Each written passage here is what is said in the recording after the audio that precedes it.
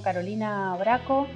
doctora en Culturas Árabe y Hebrea, docente en la Facultad de Filosofía y Letras de la UBA, autora del libro Cine y Género en el Mundo Árabe y de numerosos artículos sobre cine palestino, muy interesantes todos. Hola Carolina, ¿cómo estás? Hola Violeta, ¿qué Bienvenida. tal? Gracias por invitarme. Bueno, desde Contraimagen estamos muy interesados en tener esta conversación con vos. Bueno, especialmente en estos momentos donde estamos asistiendo a un genocidio sobre el pueblo palestino, con imágenes diarias de matanzas, asesinatos, destrucción, ocupación, y también con un intento de silenciar también todas voces de denuncia. Y nos parecía también muy importante todo este trabajo que vos hacés de rescatar una parte muy importante de la producción simbólica y cultural del pueblo palestino, como es su cine. Nos parecía que era una oportunidad importante para poderlo difundir y dar a conocer. Sí, bueno, la difusión, la producción y la circulación de imágenes ha sido desde siempre uno de los medios más importantes para poder difundir la causa palestina en todo el mundo. Contanos un poco cómo arrancó también tu interés, ¿no?, por estudiar el cine árabe en general y esta perspectiva también desde cine y género. ¿Cómo arrancó tu interés? Bueno, arrancó hace muchos años, en realidad no a través del cine. Yo allá por comienzos de los años 2000, cuando estaba estudiando ciencia política en la Facultad de Ciencias Sociales de la UBA, comencé a interesarme por el mundo árabe y me interesaba particularmente el tema de las bailarinas. Por eso no casualmente hay una bailarina en la portada de mi libro, que fue la primera en la que yo me interesé, ya que su vida era muy rica en términos no solamente artísticos, sino también políticos. Y de hecho, bueno, cuando yo termino mi carrera de ciencia política y decido viajar por mis propios medios al Cairo a investigar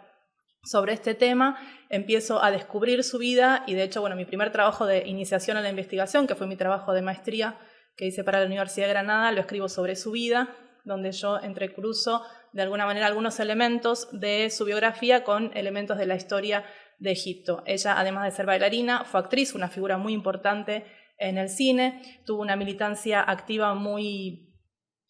prolongada por la causa palestina y por los derechos políticos y sociales en su país. Fue prisionera política, fue la primera mujer prisionera política del régimen de Gamal Abdel Nasser, que fue el segundo presidente tras la independencia de Egipto, y tuvo una muy larga y frondosa carrera vinculando su aspecto artístico con una militancia política. Por eso me interesó tanto su vida y a través de ella contar diferentes aspectos políticos, sociales, con una perspectiva histórica de Egipto. Y es a través de su vida que yo ingreso en todo este mundo, a través de Tahea Carioca, porque además cuando yo empiezo a investigar sobre su vida, conozco a una cineasta libanesa que se llamaba Nabiha Lotfi, falleció en 2015, que ella justamente estaba haciendo una película biográfica sobre su vida y muy amable y cariñosamente me invitó a vivir con ella. Entonces yo tuve una experiencia verdaderamente fascinante con esta mujer que en ese momento tenía 72 años y que era historia viva del cine libanés y del cine egipcio. Ella había hecho un documental muy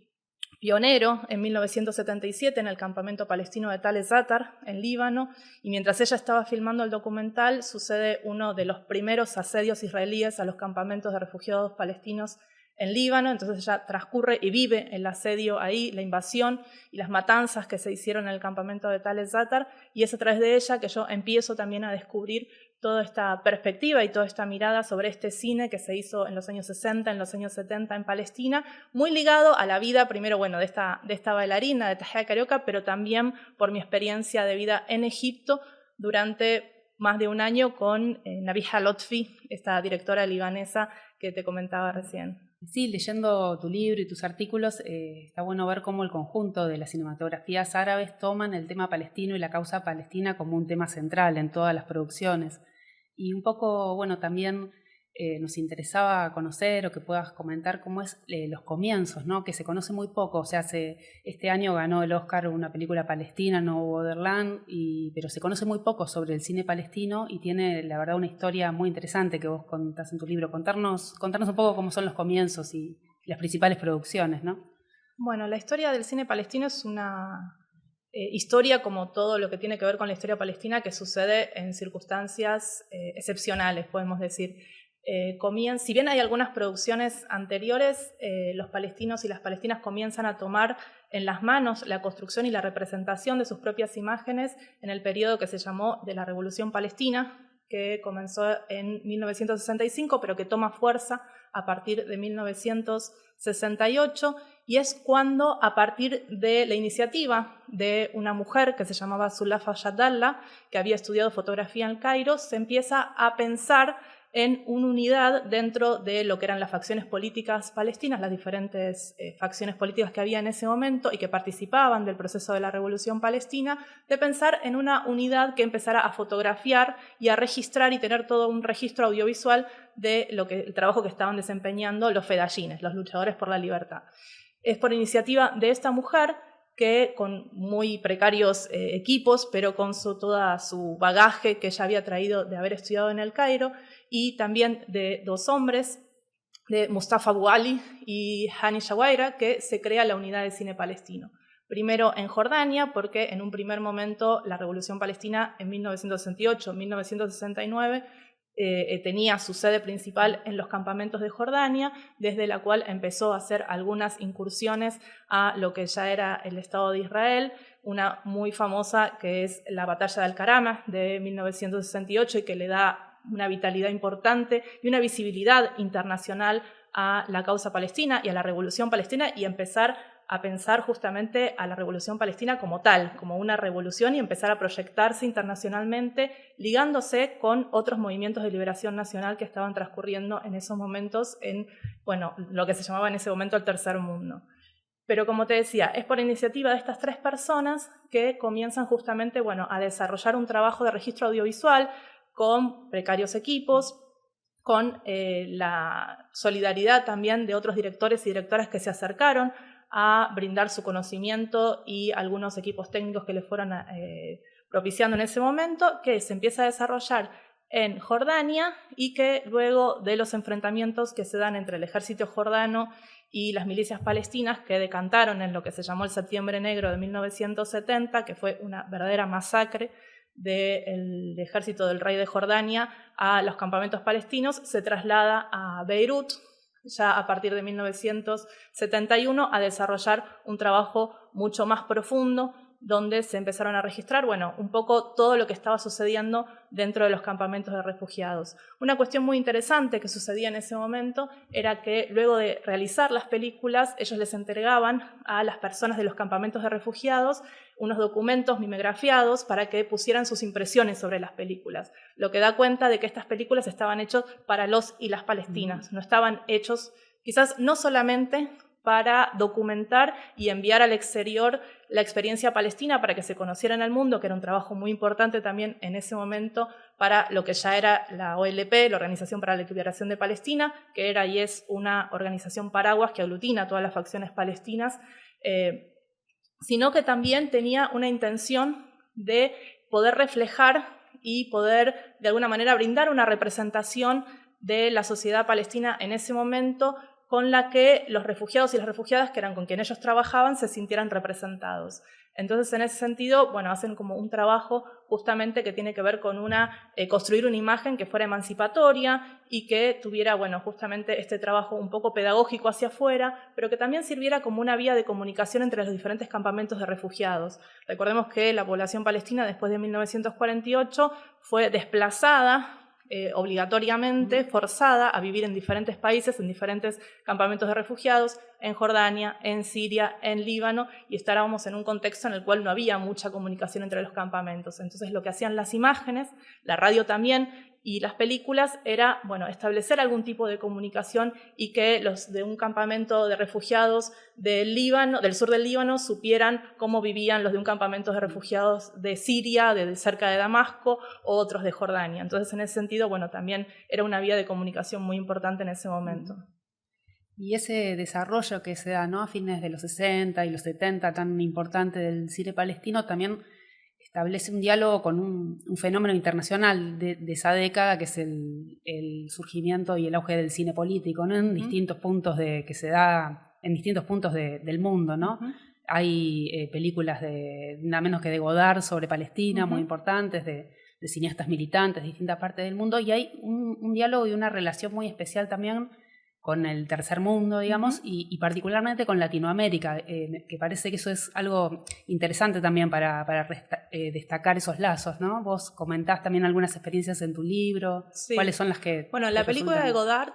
solo para hacer una nota al pie respecto a eso, fue comisionada por la OLP, fue pedida por la OLP, que es quien auspicia el viaje de Godard a Jordania y luego al Líbano. Después sí, hay otras experiencias. Decir, por ejemplo, que el manifiesto hacia un tercer cine de Solanas y Getino fue traducido al árabe por un cineasta sirio que se llamaba Omar Emir Alay, que tuvo poca circulación, en realidad era árabe, tuvo más circulación la traducción al francés, porque hay muchos países que fueron colonizados por Francia y cuyos cineastas e intelectuales manejan de manera fluida esa lengua,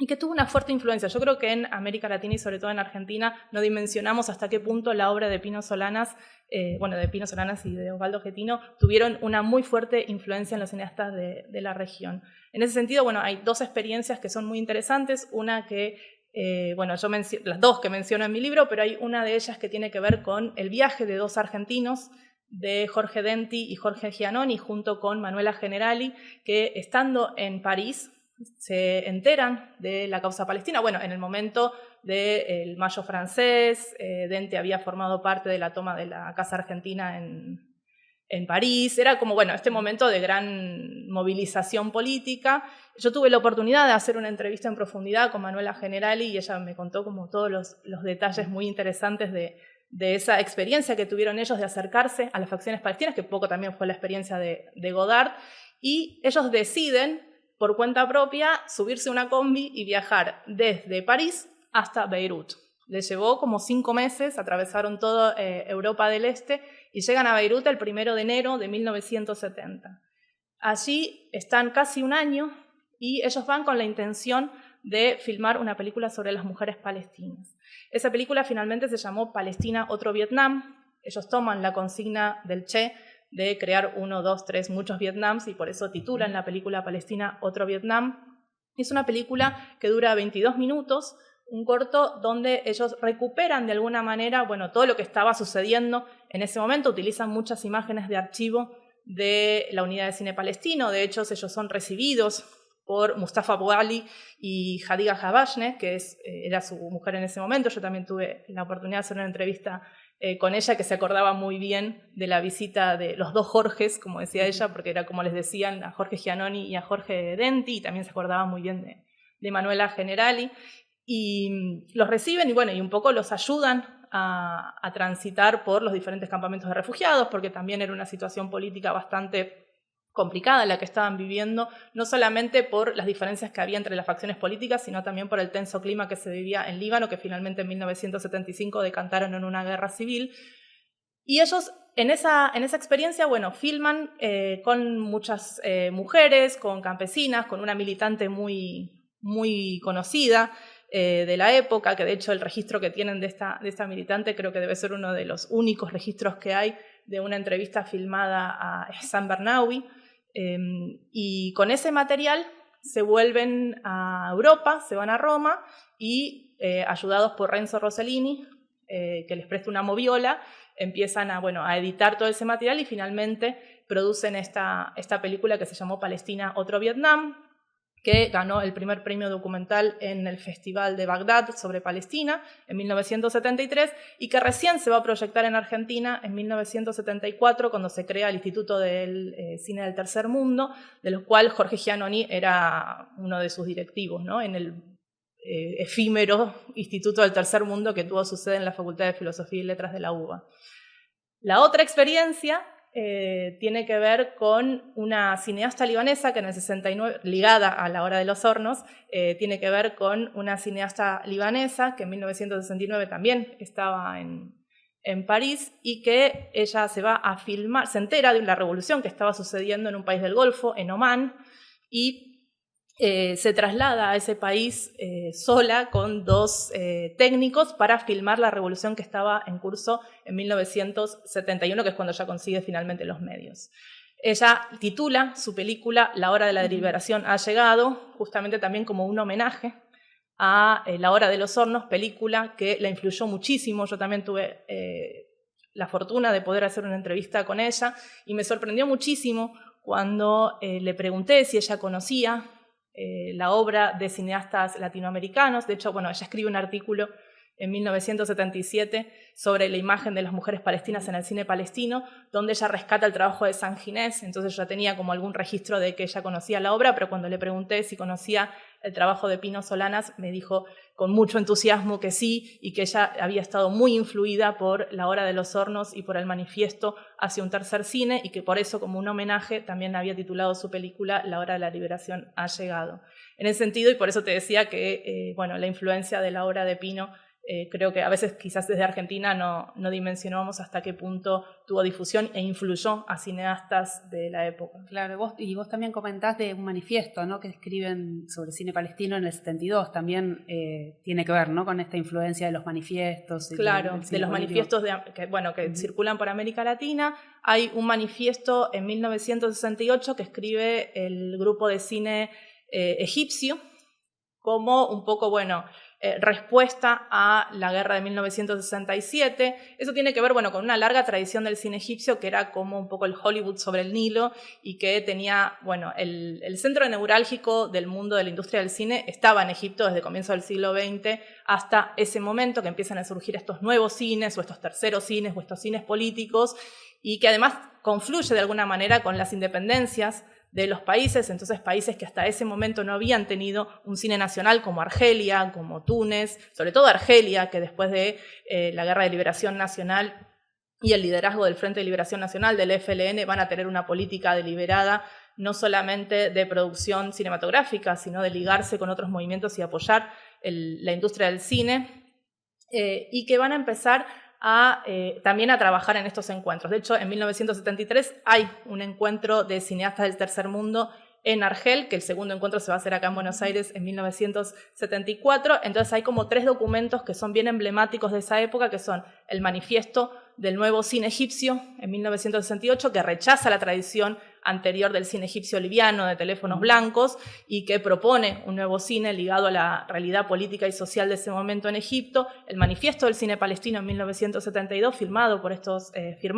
grupos, y en 1973 estas resoluciones del encuentro en Argel, que son resoluciones muy importantes y que además también tuvieron la presencia de argentinos como Jorge Cedrón y otros que estuvieron participando de ese encuentro tan importante que hubo en Argel y que tuvo su segunda parte en aquel Buenos Aires de 1974, en ese contexto del Instituto del Cine del Tercer Mundo.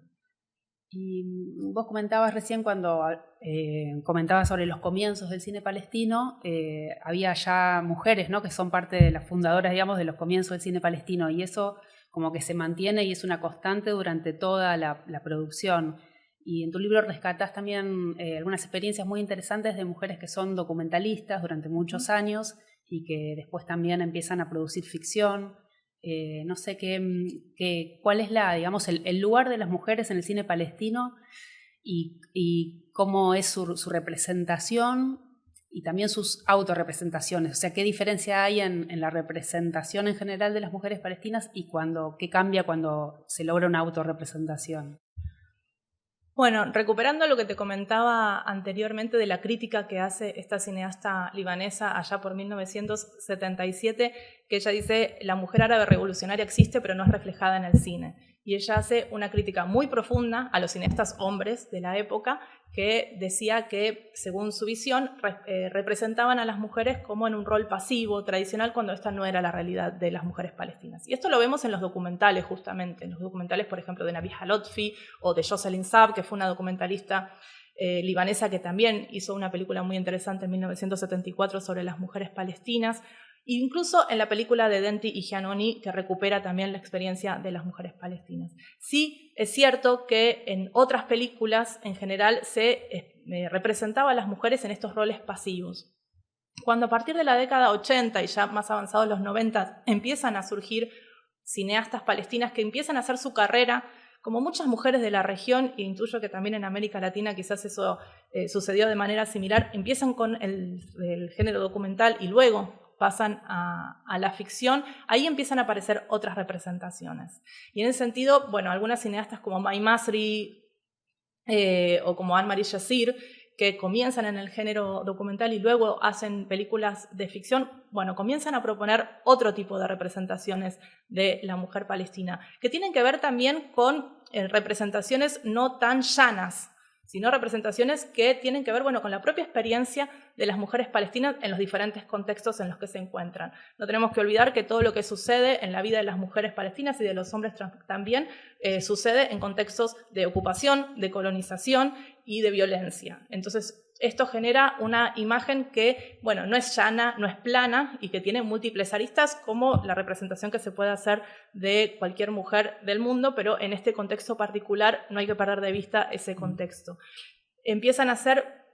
muy presentes las mujeres, no solamente en Palestina, sino en todo el mundo árabe, a partir de los años 90, con producciones y con películas que discuten justamente esta imagen de la mujer que se ha querido conformar, sobre todo por directores hombres de la primera generación, muchos de ellos de lo que se llamó el cine postcolonial y el cine artístico, que tiene que ver, bueno, justamente con este periodo de los años 80 y principios de los 90, pero que ya a partir de los años 90 en adelante, y sobre todo de los 2000 y mucho más presente en nuestra época, sí que hay una difusión más amplia, también porque, bueno, hay mucha más formación. Hay un trabajo también muy interesante que se hace desde los talleres de cine. Hay un festival de cine muy importante, que es el Festival de Mujeres del Cairo, que produce y da formación a todas aquellas mujeres que se inscriban para poder hacer documentales. Ellos tienen un proyecto, su directora, Amel Ramses, que es, por ejemplo, enseñarles a hacer películas de 1 minuto. Y a partir de ese proyecto, con ese proyecto ella viaja por diferentes lugares del mundo árabe, formando mujeres que a su vez, bueno, adquieren este conocimiento y forman a otras mujeres. En ese sentido, hay una cantidad de proyectos llevados adelante por mujeres que forman a otras compañeras y creo que de ahí también hay como una red muy interesante que comenzaron aquellas pioneras como Nabiha Lotfi, su hermana también Arab Lotfi, y otras mujeres de la región, de las cuales se sienten herederas estas mujeres y siguen transmitiendo de alguna manera como una especie de genealogía propia ligada a la industria audiovisual, pero una industria audiovisual ligada con sus propias experiencias y con una representación más realista y no tan plana de las mujeres palestinas y árabes en general. Y volviendo un poco a la historia, ¿no?, del cine palestino y cómo surge también con mucha producción en los campos de refugiados y sobre todo con un centro muy importante que vos comentás en el Líbano, en lo que era el Líbano en los años 70, ¿no?, como un centro de producción cultural muy importante. También hay, un hecho muy importante que vos marcás, que es el tema cuando es la invasión al Líbano, que también sucede la destrucción de todo el archivo del cine palestino, que había, según estuve leyendo en distintos lados, una producción muy grande, había cientos de latas de películas bien cuidadas y guardadas y archivadas, y hay la propia invasión del ejército israelí también se queda y se apropia de ese archivo, ¿no? Sí, es una política sostenida del Estado de Israel de tratar de borrar la historia palestina y apropiarse, robar los archivos palestinos. Ha sido desde siempre una política que han llevado adelante. No solamente había películas realizadas por directores y directoras palestinos, sino de todos estos directores que en los años 60 y en los años 70 se habían acercado para hacer películas sobre la causa palestina, y algunos registros anteriores, sobre todo hechos por la Comisión para los Refugiados de la UNA, que era quien registraba sobre todo las imágenes de los refugiados en un primer momento. La invasión de Beirut en 1982, que además fue propiciada bajo los auspicios internacionales de que si el liderazgo el liderazgo de la OLP se retiraba de Beirut, y de hecho hay una película muy hermosa y triste sobre el barco que se lleva a los líderes de la OLP, realizada por esta cineasta libanesa Jocelyn Saab. Ella la invitan y ella viaja con ellos en ese barco y tiene la posibilidad de entrevistar y tener encuentros muy interesantes, como por ejemplo con Yasser Arafat, quien fue el líder histórico de la OLP, pero otros líderes también, en ese exilio forzado, ese nuevo exilio forzado de la OLP, y ingresa el ejército israelí en Beirut, no solamente destruyendo los archivos del cine, sino también cometiendo masacres horribles como las que fueron de los campamentos de Sabra y Shatila en el 82 y tantos otros crímenes acumulados de lesa humanidad que viene cometiendo contra la población palestina. Pero esta profanación o este robo de los archivos que sucede en 1982 es una más de la destrucción sistemática, del intento de destrucción sistemática de la memoria y de los archivos palestinos, como ha sucedido desde 1948 en adelante y continúa sucediendo, por ejemplo, en la Franja de Gaza, donde uno de los primeros objetivos fue justamente destruir las universidades y los archivos y las bibliotecas que tenían documentos históricos de la historia de la región de tantísimos años, incluso siglos. Entonces, forma parte justamente de esta tradición de borramiento de la historia palestina. Sí, como que toda la destrucción también simbólica y cultural es parte también de esa política de deshumanización del pueblo palestino.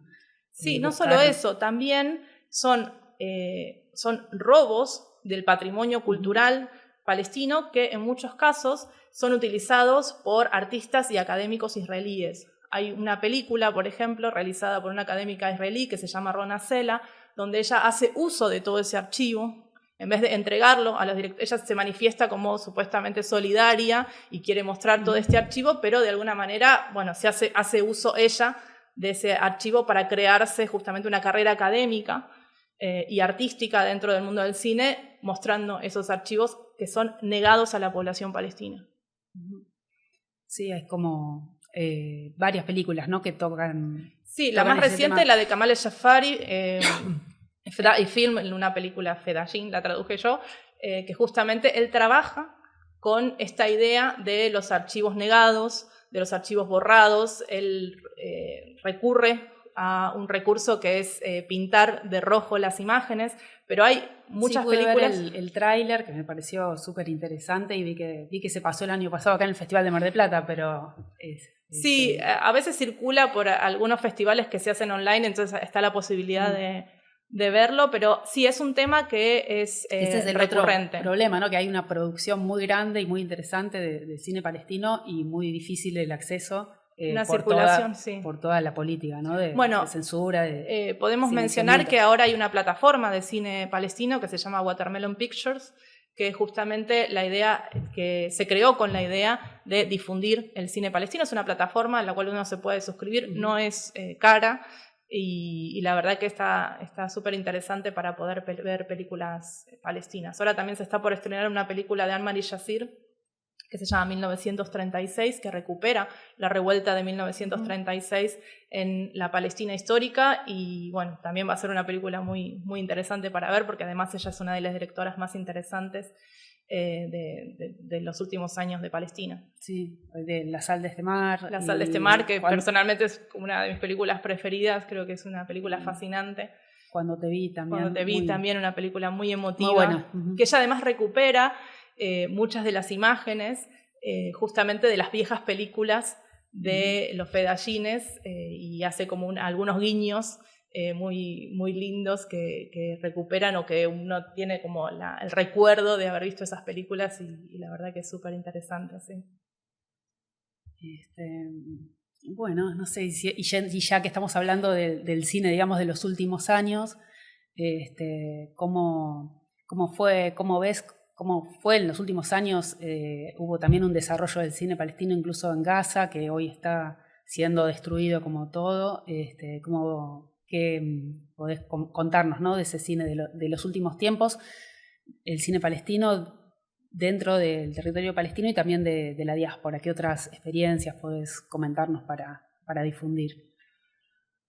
Bueno, hay muchas películas que se estuvieron estrenando en este último tiempo, que habían comenzado a realizarse mucho antes y que justo fueron estrenadas en el contexto del genocidio. Por ejemplo, Érase una vez en Gaza, de los gemelos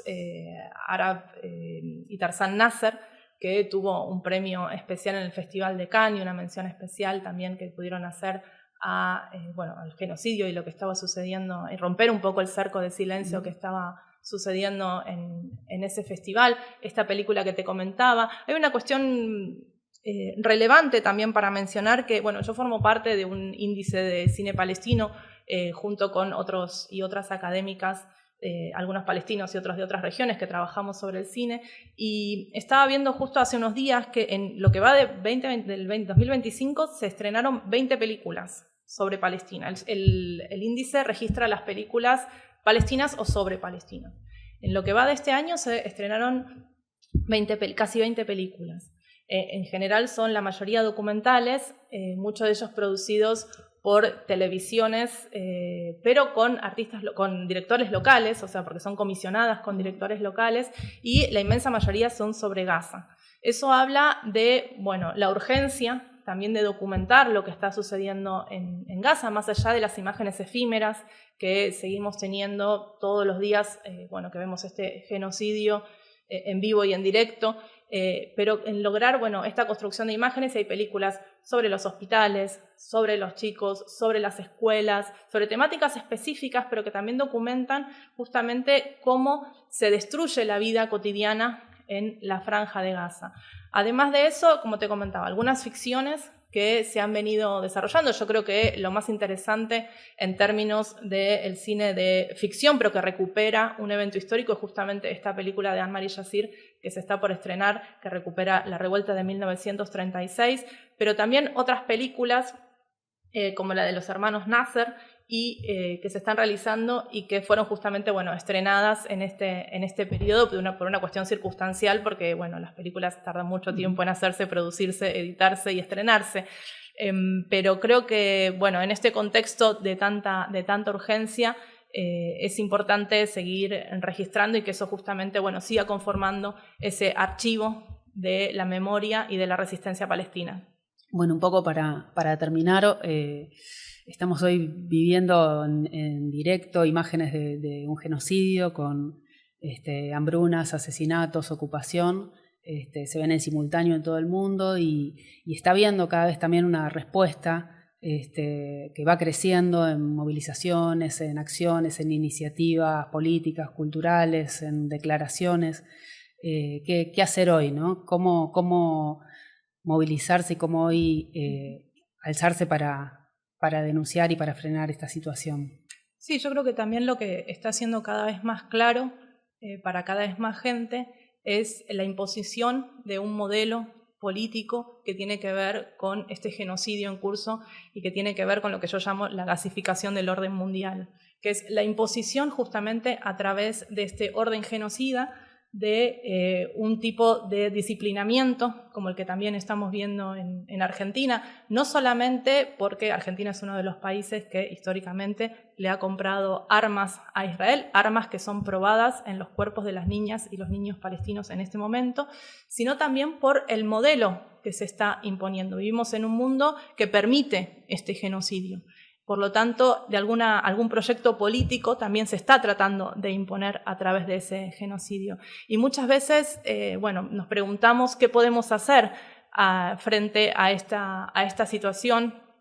que no es nueva, no es excepcional, sino que forma parte de una larga sucesión de hechos que comenzaron en 1948 e incluso antes, y que tienen que ver no solamente con el borramiento y las masacres contra la población palestina en Gaza, sino también con la continuación cada vez más avanzada en Cisjordania, que es el territorio que en definitiva le interesa al Estado de Israel, donde día a día son noticias que si las de Gaza llegan poco, lo que sucede en Cisjordania llega aún menos. Están siendo amedrentados y asesinadas sus poblaciones. De hecho, hace un rato vos hablabas de la película Noaderland. Justamente ayer asesinaron un colono, que son una especie, los colonos son como una especie de fuerza paramilitar que opera como brazo armado del ejército israelí, del gobierno israelí. Fue asesinado uno de sus protagonistas en Maser Yafata, que es la aldea en la que sucede Noaderland. Pero decía, muchas veces, la gente que se acerca a la causa palestina o se acerca a estas imágenes, se pregunta qué puede hacer. Hay una herramienta que surgió de la población civil hace ya muchos años, que es la herramienta del BDS, de boicot, desinversión y sanciones, y que tiene que ver con boicotear, no consumir todos los productos académicos, culturales y productos comerciales que fomentan o que de alguna manera financian el exterminio del pueblo palestino. Esa es una herramienta que está en manos de todas las personas que quieran acercarse y que quieran empatizar y apoyar de alguna manera la causa palestina y no formar parte o ser cómplices del genocidio israelí. Muy buena y muy interesante toda la conversación. Esperamos poder aportar a que también se difunda y se conozca más todo el cine palestino y toda esta cultura que vos también rescatás y estudiás. Y bueno, muchas gracias por todo. Gracias por la invitación.